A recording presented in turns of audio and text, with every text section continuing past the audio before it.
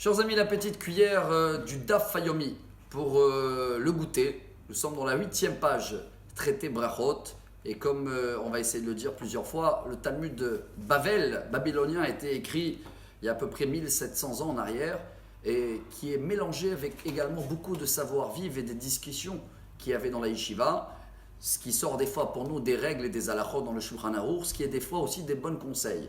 Une halakha qui est dans le Shulchan Aruch, qui est liée au 8e page justement de Brachot, au nom de Ravuna, l'Olam yashlim adam parashiota vimatzibur shena mikra ve'achat targum. Chacun qui fait tous les semaines, il lit la paracha minimum 2 fois et il rajoute une fois le targum, ce qui veut dire la traduction araméen, alors ça le prolonge la vie, marichin lo yamav ushnotav.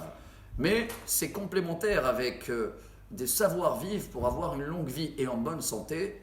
Rabbi Akiva nous partage 3 enseignements qu'il a appris des Madaïm. C'est en hébreu Parsim, les Perses, je crois aujourd'hui peut-être les Iraniens, qu'à l'époque ils avaient 3 belles coutumes que nous on doit tous essayer de les appliquer dans notre vie. La première, quand ils coupaient de la viande, Chayu Chotrim Basar, Rak al-Gabe Ashulchan, ils ne le coupaient jamais sur la main, toujours sur la table.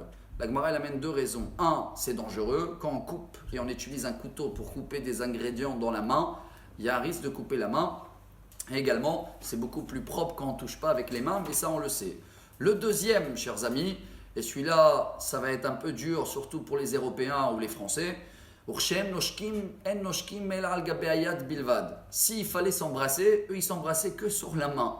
Jamais ils s'embrassaient comme certains qui s'embrassent 2 fois, ou même je connais 3 fois ou 4 fois, car le visage n'est pas tout à fait, je vais dire propre, c'est vers la bouche, et pour garder une bonne santé et pas être influencé, ça ne sert à rien d'essayer de sentir le parfum de l'autre. Donc dans tous les cas, on peut essayer de serrer la main comme les Israéliens, et on passe au 3e qui est un grand conseil dans la vie, quand ils vont demander de conseils ou ils vont partager une discussion, que ce sera même avec un couple, ils ne le font pas à la maison, ils sortent. Alors c'est vrai que pour le Shalom Bayit, un couple qui veut discuter, pas à la maison, aller dans un restaurant. La Gemara elle dit que même Yaakov, quand il avait annoncé à ses femmes, on va faire la aliyah et on va quitter la maison de Lavan, Vaikra Yaakov les Rachel ou les Léa Hassade El Tzono. Il les a invités, je ne vais pas dire qu'il y avait un restaurant à l'époque, mais dans les champs, loin de la maison. Pas seulement parce que les murs, ils ont des oreilles, il faut toujours sortir de l'endroit où on est pour avoir un esprit tranquille. Voilà ces petits messages de savoir-vivre avec cette petite halakha qu'elle prolonge la vie d'un côté avec la paracha toutes les semaines et d'un autre côté ce savoir-vivre perse qui peut Bezrat Hashem nous prolonger la vie en bonne santé.